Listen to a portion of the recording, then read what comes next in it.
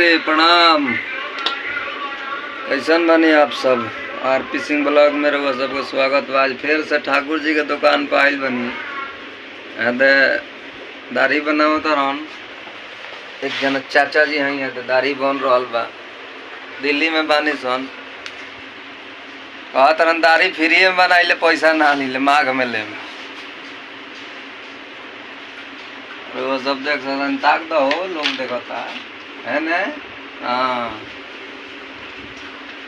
मौगी सन खानी सर मात रहलन कबू को बही पूरा खानी टाइट रहलन एकदम ढीला ना रहलन पूरा खानी टाइट रहलन।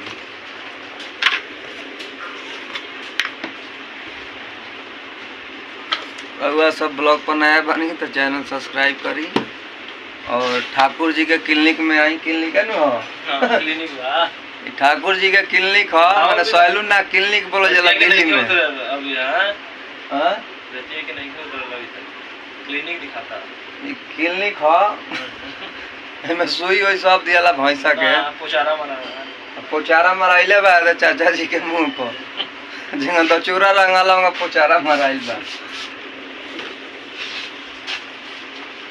जय हो जय भोजपुरिया समाज।